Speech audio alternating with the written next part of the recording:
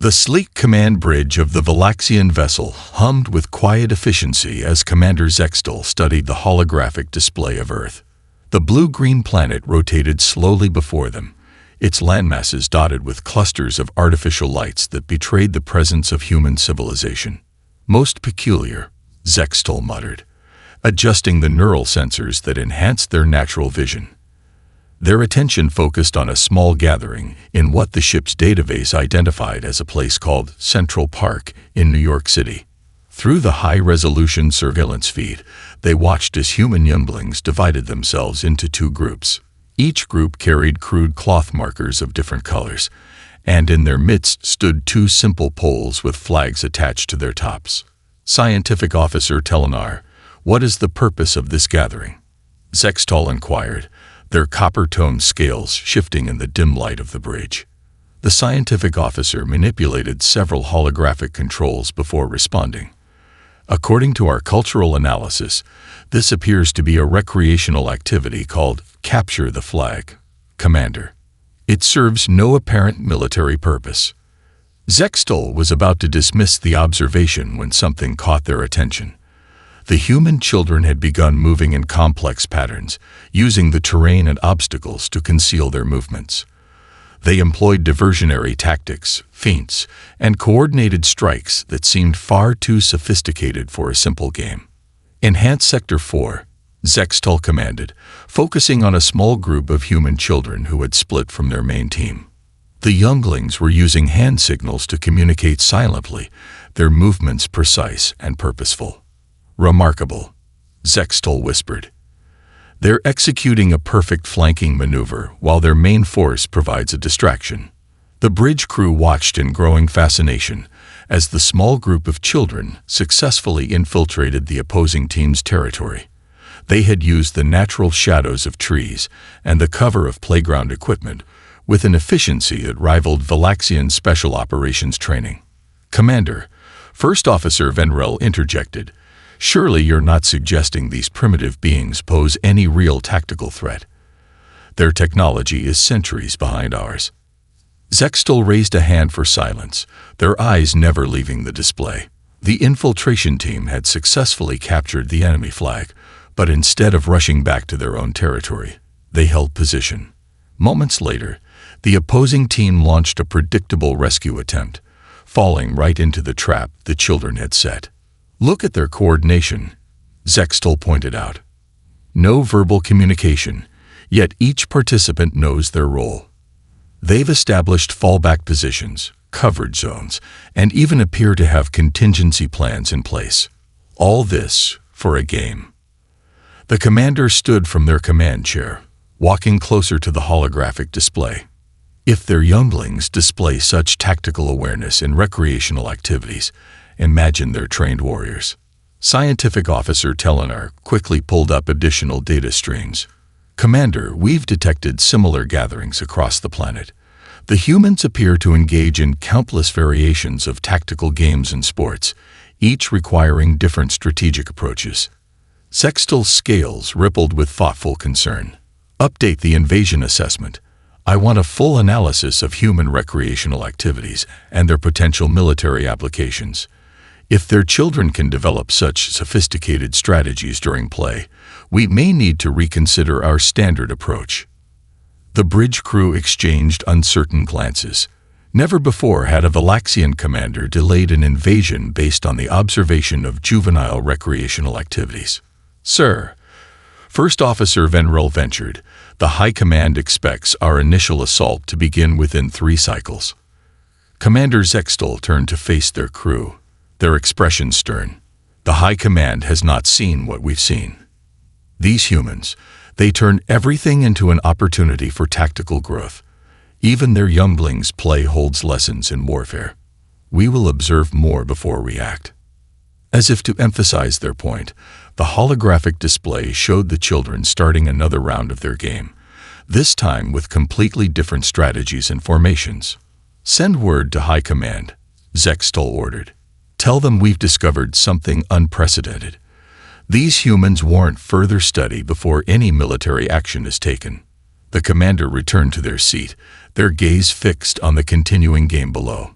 In all their cycles of conquest, they had never encountered a species that seemed to breathe strategy as naturally as these humans did. Perhaps, Zextal thought, this mission would prove far more interesting than anyone had anticipated. The bitter Canadian wind howled across the frozen landscape as Commander Zextal's forward assault team moved through the pre-dawn darkness. Their thermal scanner showed nothing but endless waves of white, the temperature far below what most species would consider survivable. Base readings confirm no signs of human activity within a 50-kilometer radius, reported Scout Leader Mevrin through the neural link. The cold appears to have driven them into their sheltered settlements. Commander Zextal watched from their command ship as the first wave of troops deployed their advanced hover platforms. The Valaxian attack force moved with practiced precision, their environmental suits easily compensating for the harsh conditions. Curious, Zextal mused, noting several unusual disturbances in the snow patterns. Those formations seemed too regular for natural occurrence. Before they could investigate further, the surface of the frozen landscape erupted. Human soldiers in white winter gear emerged from concealed snow caves, their positions completely invisible to Valaxian scanners. The humans had somehow matched their body temperatures to the surrounding environment, rendering thermal detection useless. Evasive maneuvers, Mevrin shouted, but the warning came too late. Modified snowmobiles burst from hidden tunnels, their engines roaring as they weaved between the hovering Valaxian platforms. The human vehicles, despite their primitive combustion technology, demonstrated remarkable agility in the harsh conditions. Impossible, First Officer Venril breathed, watching the tactical display. Their machines should not function in these temperatures. The humans had adapted their vehicles with an ingenuity that defied conventional engineering. They used the deep snow to their advantage, disappearing into powder clouds only to emerge from unexpected angles. The Valaxian hover platforms, designed for stability, found themselves outmaneuvered by the more agile human machines. Commander, Scout Leader Mevrin's voice crackled with static. They're using ice-climbing equipment to scale the vertical surfaces. Our units can't track their movements through the snowstorms. Zextal watched in astonishment as human soldiers used simple ropes and picks to navigate ice cliffs that their sensors had deemed impassable. The humans moved with a confidence that spoke of long experience in these lethal conditions. Pull back to defensive positions, Zextal ordered, but even this proved challenging. The humans had somehow predicted their retreat routes and prepared accordingly. Avalanche charges detonated along the mountain slopes, cutting off the primary escape paths. The Valaxian forces found themselves herded into narrow valleys, where their superior numbers became a disadvantage. Their hover platforms, clustered together, made perfect targets for the humans' long-range weapons. How are they navigating in this whiteout? Venril demanded, watching another squad of human soldiers emerge from the swirling snow, striking with precision before vanishing again. Commander Zextal studied the tactical displays intently. They're not relying on technology. Look at their movements. They're reading the wind patterns, using the terrain itself as a guide. The realization struck deep. While the Valaxians had developed advanced technology to overcome environmental challenges, the humans had learned to become one with their environment. Their apparent primitiveness masked a deep understanding of winter warfare that no amount of technical superiority could match. Recall all remaining forces, Zextal commanded. We've lost a quarter of our advance team, and we still haven't even identified their main base of operations. As the battered Valaxian forces retreated, Commander Zextal received one final transmission from the surface. The human soldiers had gathered on a ridge, their white-clad figures barely visible against the snow. They stood watching the alien withdrawal, their posture revealing neither celebration nor aggression, merely professional acknowledgement of a battle well fought. Update the combat assessment, Zextal ordered. The humans don't just survive in extreme conditions, they thrive in them. They turn their planet's harshest environments into tactical advantages. We'll need to completely reconsider our approach. The commander turned from the viewing screen, their scales shifting with a mixture of concern and admiration. What had been planned as a simple scouting mission had turned into a harsh lesson in human adaptability. These creatures, with their supposedly primitive technology, had just handed the Valaxian Empire its first significant defeat in centuries. Commander Zextal stood in the holographic chamber aboard their flagship, surrounded by swirling images of Earth's military history. After the humbling defeat in Canada, they had ordered a comprehensive analysis of human warfare across all recorded periods. "Begin historical sequence," they commanded, and the chamber filled with scenes from ancient battlefields. The first projection showed Roman legions in tight formation, their shields interlocked as they moved as one unstoppable unit. "Fascinating," Zextal noted, watching as the formation adapted to different terrains and challenges. They achieved unit cohesion that rivals our modern neural link squadrons, using nothing but training and discipline. The images shifted, showing mounted warriors sweeping across vast plains. The Mongolian Empire, the ship's historical analyzer informed them. They revolutionized mobile warfare and long-range combat tactics. Scientific officer Telenar, who had joined the commander's research, manipulated the controls to focus on the mounted archers. Their accuracy while moving at high speed is remarkable. Even with our targeting systems, such precision is challenging. The chamber's display changed again, revealing medieval castle sieges. Zextal watched intently as humans demonstrated their expertise in both defensive fortification and siege warfare. Notice how they adapted their strategies based on the terrain and available resources, they observed. Each siege required unique solutions. "Commander," Telenar interrupted, "you need to see this analysis of their naval warfare development." The holographic space filled with scenes of sea battles through the ages. From ancient triremes to modern aircraft carriers, the evolution of human naval combat unfolded before them. They mastered warfare in every environment, Zextal mused. Land, sea, air, and now space. A new sequence began, showing the rapid advancement of aerial combat. Their first powered flight to space exploration occurred within a single human lifetime. Telenar noted with astonishment. The speed of their tactical evolution is unprecedented. The images shifted to modern special forces operations. Silent, efficient teams moved through various environments, demonstrating a level of adaptability that made even the most experienced Valaxian warriors take notice. "Look at their training methods." Zextal pointed to a sequence showing human soldiers practicing in simulated environments. They prepare for every possible scenario, yet remain flexible enough to improvise when faced with the unexpected. The commander walked through a projection of a modern military command center. They've maintained the wisdom of their ancient strategies while embracing new technologies. Rather than replacing old techniques, they build upon them. "Sir," Telnar's voice carried a note of concern, "I've discovered something disturbing. Humans appear to be the only known species that has developed thousands of distinct combat styles. Each of their regions evolved unique approaches to warfare, and instead of standardizing, they preserved and combined these different methods." Zextal absorbed this information with growing respect. "Show me their martial arts development." The chamber filled with demonstrations of various fighting styles, from the fluid movements of Tai Chi to the explosive power of karate, from the grappling techniques of wrestling to the precise strikes of boxing. The display revealed humanity's vast repertoire of combat techniques. Every human civilization, Zextal observed, developed their own answers to the fundamental questions of combat. Instead of settling on a single superior method, they recognized the value in diversity of approach.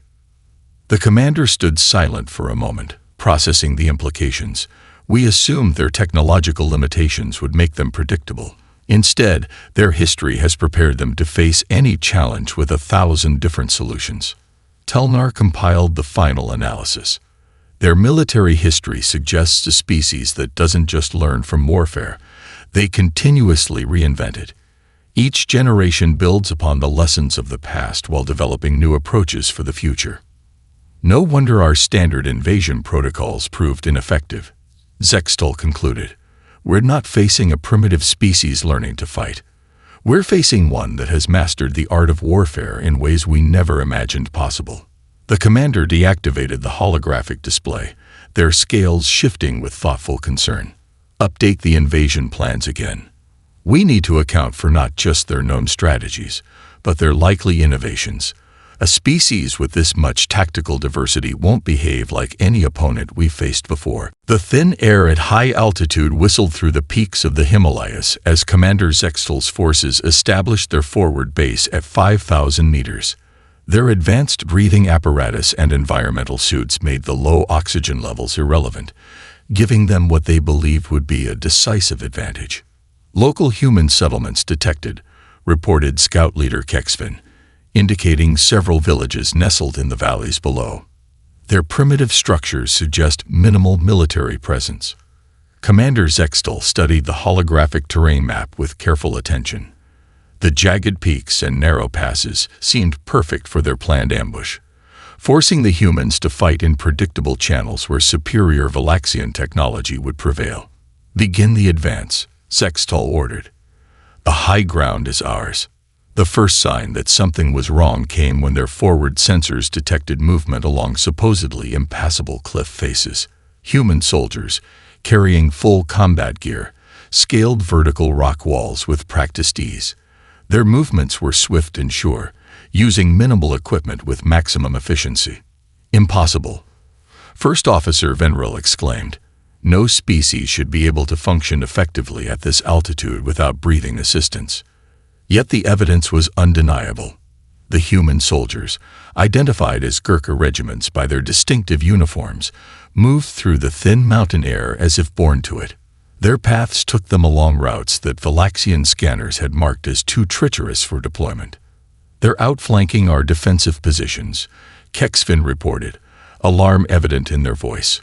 Multiple human units are bypassing our checkpoints using routes we didn't even register as traversable. Commander Zextal watched as the human forces demonstrated an intimate knowledge of mountain warfare. They used natural caves for cover, appeared and disappeared through hidden paths, and somehow maintained perfect coordination despite the electromagnetic interference from the mineral-rich mountains. Sir, they're using the rock formations to redirect our sonic weapons, a weapons officer reported. The humans have mapped the acoustic properties of the valleys. Our sound-based attacks are being reflected back at our own forces. The revelation struck Zextal with fierce clarity. The humans hadn't just adapted to the mountains, they had turned the entire range into a natural fortress.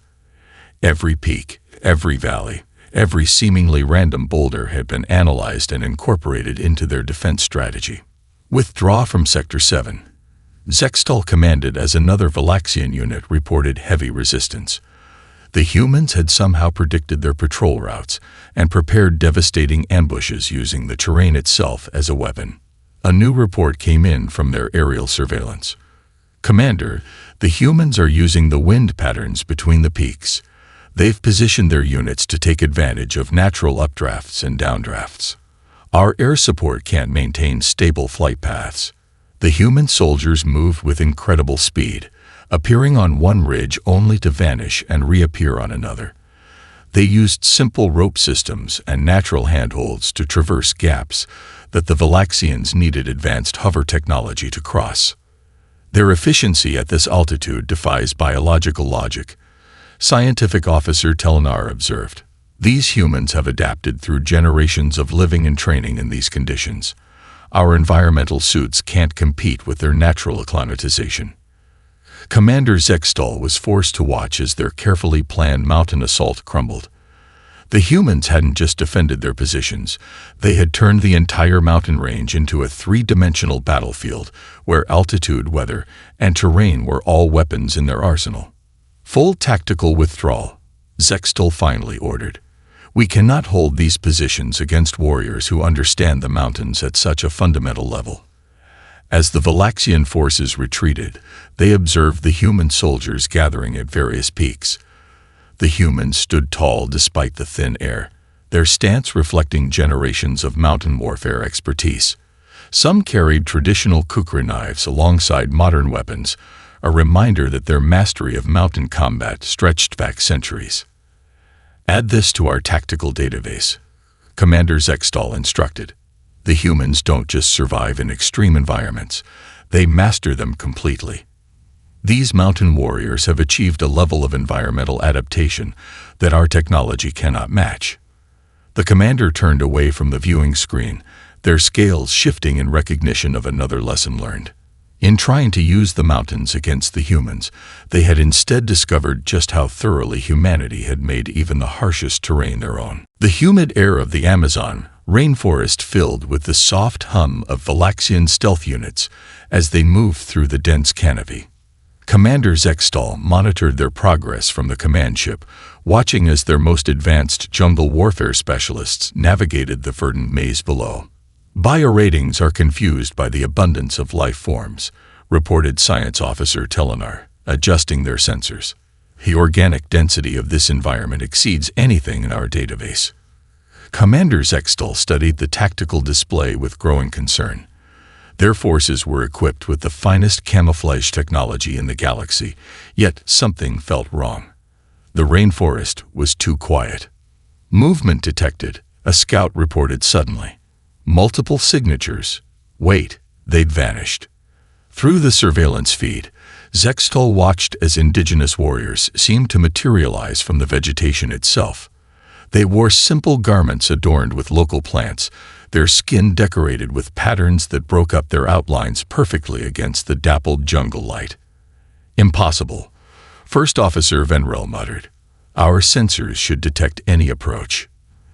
The answer became clear as they observed the human warriors using the natural environment in ways their technology couldn't counter. They moved with the rhythm of the forest, their movements indistinguishable from the swaying branches and shifting shadows. They're working in tandem with modern military units, Telenar observed with fascination. The indigenous warriors led the way, their ancient knowledge of the jungle complementing the advanced tactics of special forces teams. Zextal watched as human soldiers applied natural pigments that masked their thermal signatures. They used native plants to create screens that confused Valaxian motion sensors and somehow communicated through the dense foliage without any detectable signals. Sir, they're using the plants themselves as weapons, reported a field commander. Some kind of natural toxin is interfering with our environmental suit's filtration systems. The humans had learned to utilize every aspect of the rainforest. They knew which vines could support their weight, which plants could be used for medicine, and which ones could incapacitate their enemies. Generations of jungle survival knowledge were being deployed against the invaders with devastating effectiveness. There, everywhere and nowhere, came another report as a Valaxian unit lost contact. The humans seemed to flow through the rainforest like water, appearing just long enough to strike before dissolving back into the green expanse. Commander Zextal observed with growing respect as the humans demonstrated their mastery of three-dimensional combat. They moved effortlessly between the forest floor, the middle canopy, and the high branches, using natural paths that no scanner could predict. The humidity is affecting our energy weapons, a weapons officer reported. The humans are using the morning mist to their advantage.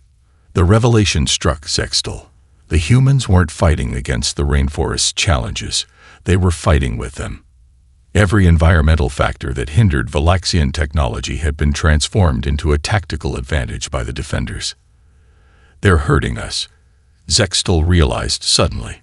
Every retreat route leads to terrain of their choosing. The commander watched as their forces were skillfully maneuvered into natural kill zones, areas where visibility dropped to zero, where the ground turned treacherous, where swarms of local insects could overwhelm their suit filters. Full withdrawal, Zextal ordered as another unit went silent. We cannot match their expertise in this environment. As the Valaxian forces retreated, they caught glimpses of their opponents melting back into the forest. The humans moved with such natural grace that even their advanced sensors struggled to distinguish them from the surrounding vegetation. Update the combat analysis, Commander Zextal instructed. The humans have achieved perfect integration with their environment. Their combination of ancient wisdom and modern tactics has turned this entire rainforest into a single living weapon. Telnar compiled the data, their voice filled with wonder. "They don't just inhabit these environments, Commander. They become part of them. Our technology tries to overcome nature, while they have learned to work in harmony with it." Zextol watched the last of their forces withdraw from the green labyrinth below. Another environment, another lesson in human adaptability. The rainforest had revealed yet another face of humanity's remarkable ability to turn their surroundings into advantages that no amount of advanced technology could overcome. Darkness enveloped the abandoned mine system as Commander Zextol's forces moved through the narrow tunnels.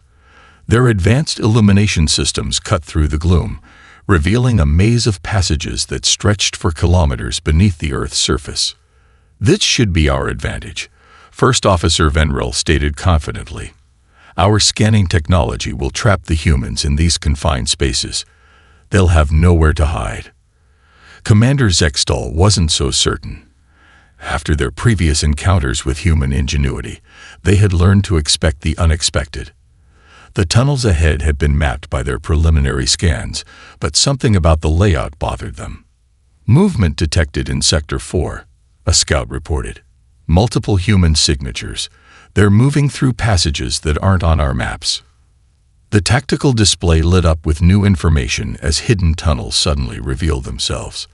The humans had deliberately left certain passages off the official mining records, creating a shadow network that only they knew how to navigate. "They're using some kind of advanced cave diving equipment," Scientific Officer Telnar observed, studying the sensor readings. "The humans are moving through flooded tunnels we marked as impassable." Commander Zextol watched as specialized human units demonstrated their mastery of underground warfare. They used the natural acoustics of the caves to confuse Valaxian sonic sensors, their voices bouncing off walls in ways that made it impossible to pinpoint their location. "Sir, we're losing sensor capability," a technical officer reported. "The mineral content in these rocks is creating interference patterns we can't compensate for." But the humans moved through the darkness with practiced ease. They had developed a system of navigation that didn't rely on technology at all, using subtle air currents, temperature variations, and even the feel of different rock formations to orient themselves. "They're attacking from the maintenance shafts," came another urgent report. Small teams of humans emerged from tiny passages that the Valaxians had dismissed as too narrow for tactical use. Their flexibility and knowledge of tight space maneuvering gave them an unprecedented advantage. "These humans," Zextol observed, "they turned their mining experience into combat expertise. Every industrial feature of these tunnels has become a military asset." The human forces demonstrated techniques that spoke of generations spent working underground. They used old mining tools in ways their designers never intended, turning simple equipment into effective weapons and defensive tools.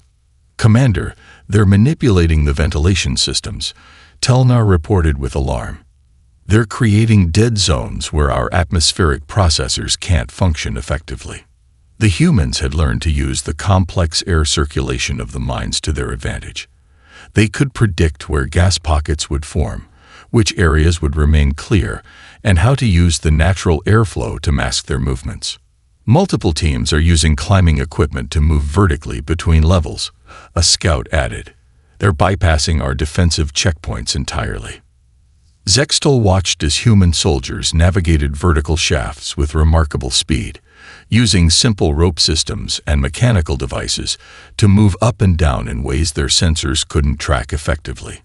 The three-dimensional aspect of the battlefield had become a maze where the humans held every advantage. "They're not just fighting us," Commander Zextol realized. "They're using the entire mine system as a weapon. Every shaft, every chamber, every piece of abandoned equipment serves their strategy." The final blow came when the humans demonstrated their mastery of darkness. They killed their own lights, plunging sections of the mine into total blackness. The Valaxians' advanced illumination systems, designed to penetrate any gloom, suddenly became a disadvantage, making them bright targets in the darkness. "Full withdrawal," Zextol ordered. "We cannot match their underground expertise. They know these tunnels in ways our technology cannot replicate." As their forces retreated, they caught glimpses of the human units regrouping. Mining helmets with built-in lights briefly illuminated faces that showed no fear of the underground environment. These warriors were as comfortable beneath the earth as they were above it. Another environment mastered. Commander Zextal noted as they returned to their command ship. The humans haven't just learned to fight underground. They've made the very earth itself their ally. Add this to our growing list of their environmental adaptations. The diplomatic chamber aboard the Valaxian flagship gleamed with soft, ambient light as Commander Zextal prepared to meet with Earth's military leaders. After multiple failed invasion attempts, the commander had requested this unprecedented face-to-face meeting to better understand their formidable opponents. The human delegation has arrived. First Officer Venril announced, their scales shifting nervously. The chamber's doors opened to reveal a diverse group of military representatives from various Earth nations. "Welcome aboard our vessel," Commander Zextal greeted them, noting how the humans moved with practiced awareness, constantly assessing their surroundings despite the peaceful nature of the gathering. The diplomatic dinner proceeded with formal courtesy, but Zextal couldn't help noticing the subtle details. Each human carried themselves differently, their postures and movements suggesting distinct combat disciplines. "We have prepared a cultural exchange," one of the human generals offered. "With your permission, we would like to demonstrate some of our traditional martial arts." Zextal agreed, curious to witness these combat forms firsthand. The chamber's center cleared, and the first demonstration began. A human female, small by their standards, stepped forward. "This is Aikido," she explained as her partner launched an attack.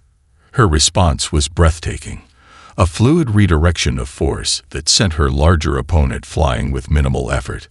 "Fascinating," Scientific Officer Telenar observed. "She's using principles of circular motion and leverage that our combat analysts hadn't considered." The demonstrations continued, each style revealing new aspects of human combat philosophy. A practitioner of capoeira moved with deceptive grace, transforming dance-like movements into devastating attacks. A master of Wing Chun demonstrated the art of trapping and controlling an opponent's limbs with lightning speed. These aren't just combat techniques, Zextal realized aloud. Each style is a complete philosophy of movement and strategy. The human delegates nodded in appreciation of the commander's insight. Every culture on Earth has developed its own understanding of combat, one explained. Instead of choosing a single approach, we preserve and combine them all. The demonstrations proceeded, showing the explosive power of karate, the strategic depth of chess boxing, the grappling mastery of wrestling, and dozens more styles. Each form flowed into the next, highlighting how humans had developed answers to every combat scenario imaginable. "This," a human instructor noted, directing their attention to a new demonstration, "is what happens when different styles meet." The observers watched in amazement as practitioners of different arts engaged in controlled sparring. Rather than clash, their distinct techniques merged and adapted, creating new combinations that were both beautiful and devastatingly effective. "Your species," Commander Zextal observed, "doesn't just study combat. You elevate it to an art form." "More than that," a senior human officer replied. "These arts teach discipline, respect, and personal growth. The physical techniques are just the beginning." The evening continued with discussions of strategy and philosophy. The humans shared stories of ancient warriors who had codified these arts, of modern soldiers who combined traditional wisdom with new innovations, and of the endless evolution of combat theory. "I begin to understand," Zextal said, watching a demonstration of pressure point techniques. "Your martial arts aren't just about winning fights. They're about understanding the fundamental principles of conflict and harmony." The human delegates smiled at this insight. They explained how these arts were used not just for combat, but for personal development, stress management, and even conflict resolution. "Each style," a human master explained, "teaches us something different about ourselves and our capabilities. Together, they form a complete understanding of human potential." As the evening drew to a close, Commander Zextal stood to address the gathering. "We came to your world believing our technological superiority would guarantee victory. Instead, we found a species that has turned combat itself into a vehicle for wisdom and growth." The commander's scales shifted in a pattern of deep respect. "Your martial arts are not just techniques, but a testament to human ingenuity and adaptability. Each style represents a different way of solving the same problems, and together they make you virtually impossible to predict or counter." The human delegates accepted this acknowledgement with graceful nods. They had shown not just their combat capabilities, but their deeper understanding of conflict and resolution. In doing so, they had transformed an evening of martial demonstrations into a profound lesson in human philosophy and potential. The Grand Council chamber of the Valaxian Empire buzzed with anticipation as Commander Zextal prepared to present their final report.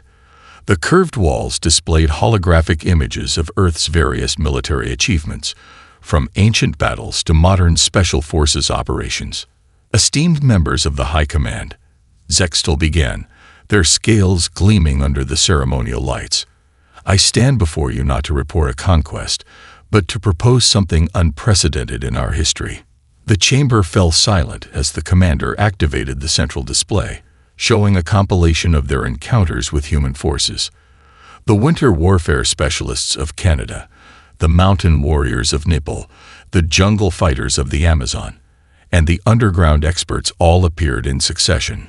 "We entered Earth's system believing we faced a technologically inferior species," Zextal continued. "Instead, we encountered warriors who have mastered every environment their planet offers." First Officer Venril stepped forward, presenting data from their numerous encounters. "The humans have developed over 4,000 distinct combat styles. They possess an adaptive capability that exceeds anything in our military database." The High Command murmured as they watched footage of human special forces operating in conditions that had previously been considered uninhabitable without advanced technology. The scenes showed their mastery of stealth, their innovative use of terrain, and their unprecedented tactical flexibility. But their true strength, Commander Zextal emphasized, lies not in their individual capabilities, but in their philosophical approach to warfare itself. The display shifted to show human children playing strategic games, soldiers training in various martial arts, and military units combining ancient wisdom with modern techniques. They turned every activity into an opportunity for tactical growth. Their warriors are not just fighters, they are students of combat itself. Scientific Officer Telenar presented their analysis. "The humans have achieved something unique. They have preserved and built upon every combat innovation their species has ever developed. Rather than discarding old techniques as technology advanced, they found ways to combine and enhance them." The Council watched as images showed human forces using simple tools to overcome advanced Valaxian technology.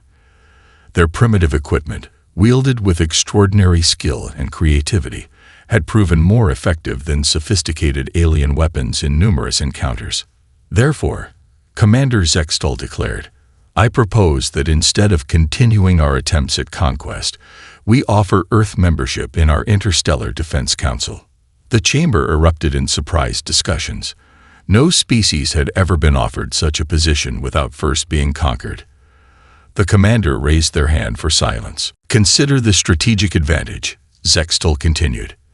"Their unique approach to combat, their mastery of adverse conditions, and their ability to innovate would make them invaluable allies.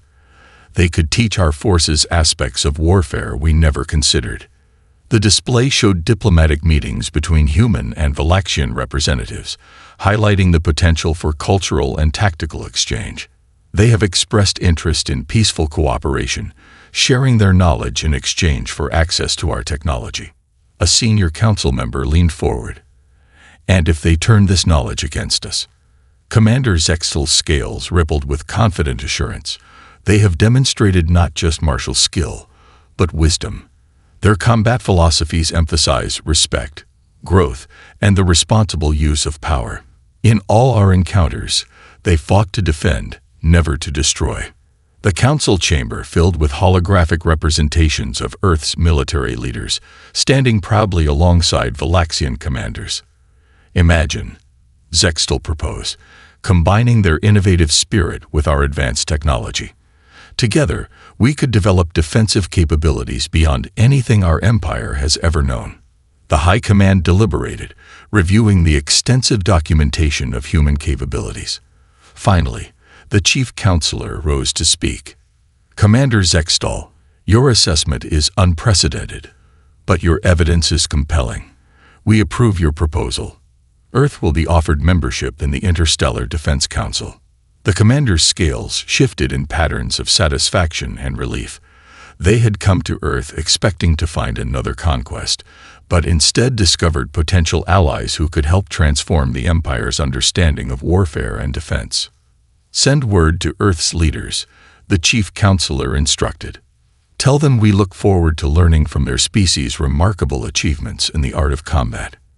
As Commander Zextal prepared to depart, they took one final look at the images of human warriors displaying their diverse combat skills.